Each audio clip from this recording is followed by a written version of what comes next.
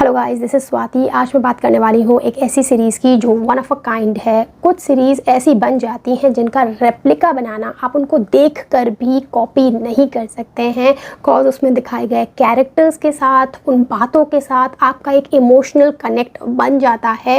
वो कभी कभार ही होता है, बहुत ही रेयर होता है और शायद उसे दोहराना पॉसिबल ना हो पाए। तो मैं बात कर रही हूँ सेक्स एजुकेशन की, जिसका अभी सीज़न 4 आया हुआ है।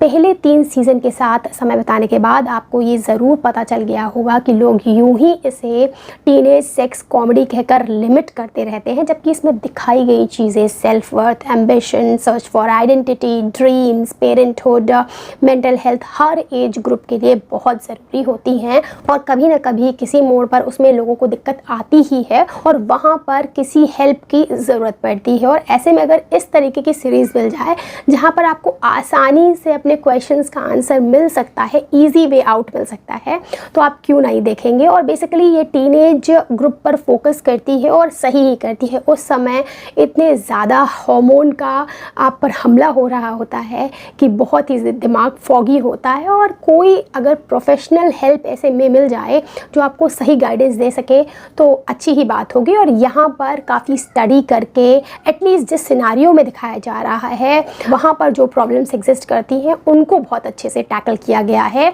तो बात करते हैं सीज़न 4 की, जिसमें 8 एपिसोड्स आ गए हैं और इन 8 एपिसोड्स का जो रन टाइम है वो पहले वाला ही चलता है। पैटर्न 55 मिनट से लेकर 60 मिनट्स का है, लेकिन जो इन्होंने एंडिंग करी है जो बहुत ही हार्ट फेल्ट है वो 80 मिनट लेकर करी है। तो आप टाइम लेकर इस सीज़न को देखिएगा।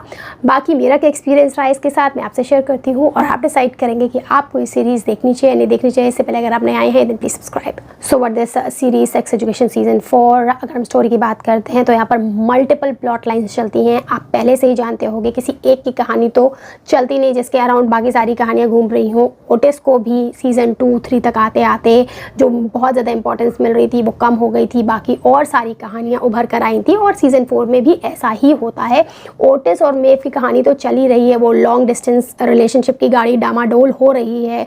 मेव वहाँ पर अच्छा परफॉर्म करने की कोशिश कर रही है, लेकिन उसके टीचर उसको बहुत ज़्यादा इंपॉर्टेंस नहीं दे रहे हैं। और क्योंकि मेव ऑलरेडी अपनी सेल्फ वर्थ नहीं जानती है, उसका डिफ़िकल्ट चाइल्डहुड रहा है, उसकी मदर को भी इस बार अभी प्रॉब्लम होने वाली है सीज़न 4 में, मैं स्पॉइलर नहीं दूंगी।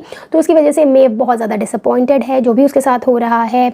ओटिस यहाँ पर नए स्कूल में जा रहा है कैवेंडिश में, और वहाँ पर उसको अपनी कॉम्पिटिटर ओके नाम से मिल रही है। वो ऑलरेडी सेक्स क्लिनिक चला रही है, थेरेपी दे रही है और दोनों में इलेक्शन होता है। एमी का कनेक्शन किसी इंसान के साथ बनता है जो मैं काफ़ी टाइम से सोच रही थी कि होना भी चाहिए। एरिक के साथ बहुत ज़्यादा ड्रामेटिक चीज़ें हो रही हैं जो कि हमेशा सीज़न 1 से ही होती आई हैं, लेकिन इस बार उसे एपिफेनिकल मोमेंट्स मिल रहे हैं और रेवलेशंस हो रहे हैं। गॉड उससे कुछ कहना चाहते हैं। तो यहाँ पर मेनली उसके जो फेथ है उसका टेस्ट हो रहा है, जो कि मुझे काफ़ी अच्छा लगा। सेकेंड जो इंपॉर्टेंट चीज़ यहाँ पर चल रही है ऑनेस्टी को लेकर, लोग एक दूसरे से अपनी मन की भावनाओं को बहुत ज़्यादा कह रहे हैं। तो जो सेकेंड इंपॉर्टेंट चीज़ है वो ऑनेस्टी, और जो थर्ड इंपॉर्टेंट चीज़ है वो है एक्सेप्टेंस, जो मेनली अडल्ट को फोकस करके दिखाया गया है। ये जो बड़े लोग हैं जो सेक्शन दिखाते हैं हमेशा से ही कवर करते रहते हैं, चाहे वो एडम के फादर हो या फिर ओटिस की मदर जीन हो और जीन की सिस्टर भी आती है, उन सबको एक डार्क पास्ट है उसको एक्सेप्ट करना है और उसके थ्रू वो अपनी लाइफ के में आगे बढ़ेंगी। और पोस्टमार्टम डिप्रेशन से रिलेटेड चीज़ें भी इसमें दिखाई जा रही है। तो बहुत कुछ बहुत सारा चल रहा है, बट मेन चीज़ ये है कि सेंसिटिव एंडिंग दी गई है, कोई लूज एंड्स नहीं रखे गए हैं। I am loving that. So बात करते हैं कुछ पॉजिटिव और नेगेटिव्स की।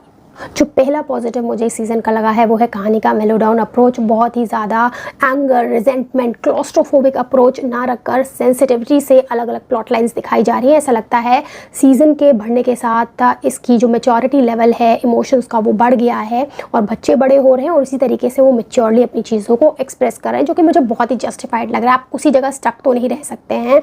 तो मुझे ये चीज़ काफ़ी पसंद आई है। जो सेकेंड पॉजिटिव मुझे इस सीज़न का लगा है वो है इसके कलर्स। देखिए यहाँ पर कहानी डाइवर्सिटी को रिप्रेजेंट करती है, तो आप बहुत ज़्यादा डिम और डल कलर्स नहीं दिखा सकते हैं। ब्राइट एंड वाइब्रेंट कलर्स का यूज़ किया गया है, स्पेशली जब नए स्कूल में जा रहे हैं बच्चे कैवेंडिश में, वहाँ तो मज़ा ही दिला देते हैं। बहुत ही ज़्यादा डिफरेंट कलर्स, नियॉन टच आपको यहाँ पर मिलने वाला है, जो कि मुझे अच्छा लगा है। Third positive will B it's music. जैसे कि हर बढ़िया शो करता है, जो इमोशन स्क्रीन पर चल रहे हैं उनको एलिवेट करने के लिए, या फिर अगर वो इमोशन ज़्यादा एक्सप्रेस नहीं किए जा सकते हैं वर्ड्स में, तो बैकग्राउंड साउंड चला देता है कि आप उसको और अच्छे से फील कर पाएँ। और यहाँ पर भी ऐसा किया जाता है, स्पेशली टीनेज शो में तो ये जान होती है कि साउंड ट्रैक्स जो दिखाई जा रही चीज़ें उनके साथ मैच हो तो मज़ा ही आ जाता है, और यहाँ पर वो बहुत ही बेहतरीन तरीके से किया जाता है। Then fourth positive will be acting of all the actors. जो पुराने लोग हैं उनसे तो हम परिचित हैं ही, उनसे हमारा कनेक्शन बना हुआ है, हम जानते हैं कि उनका बिहेवियर किस तरीके से होता है, लेकिन जो नए लोग आए हैं उनके साथ जेलअप होने में थोड़ा टाइम लगता है। लेकिन ये चीज़ यहाँ पर आपको बिल्कुल नहीं मिलने वाली है। जैसे ही आप कैवेंडिश के दर्शन करेंगे, सारे लोग आपको ऐसा लगेगा अरे ये तो सारे पुराने जैसे ही हैं, जाने पहचाने से लगेंगे। और ये तभी हो सकता है जब नए जो लोग ऐड हुए हैं उन्होंने बेहतरीन एक्टिंग करी हो, और यहाँ पर ऐसा ही हुआ है। अगर ड्रॉबैक्स की बात करते हैं तो ऐसा मुझे इसमें कोई नेगेटिव नहीं मिला है। बहुत ज़्यादा नेट पिकिंग करने पर एक चीज़ मुझे समझ में ज़रूर आई है कि जो पैटर्न चला आ रहा था फर्स्ट 3 सीजन से, ह्यूमर का, प्लेफुलनेस का, वो थोड़ा सीजन 4 में आकर कम हो गया है। जो लोग यही एक्सपेक्ट करके ये देख रहे थे, they will be disappointed for sure. But इसका सेंसिटिव अप्रोच सीजन 4 का मुझे काफ़ी पसंद आया, तो मेरे लिए ऐसा कोई भी नेगेटिव ये नहीं है। सो अगर रेटिंग की बात करते हैं तो मैं इसे दूंगी, इस सीज़न के लिए मैं दूंगी 10 आउट ऑफ 10, कॉज एंडिंग बहुत ही हार्ट फेल्ट रखी गई है। And those for you asking कि बच्चे देख सकते हैं नहीं देख सकते हैं, टीनेजर्स देख सकते हैं या नहीं देख सकते हैं, तो देखिए इसमें अडल्ट सीन्स हैं, गोर वायलेंस ऐसा सच नहीं है, प्रोफैनिटी है थोड़ी बहुत, तो बच्चों को तो बिल्कुल नहीं देखना है। टीनेज ड्रामा इसे कहते हैं, तो अगर टीनेज को अलाउ है घर में then they can go for this. Adults तो आराम से देख सकते हैं। मेरा टेक अवे इन 4 सीजन्स को देखने के बाद ये रहा है कि टॉकिंग इज़ अ थेरेपी। तो आप किसी भी चीज़ को अगर इम्प्रूव करना चाहते हैं then do talk. That's it, bye bye.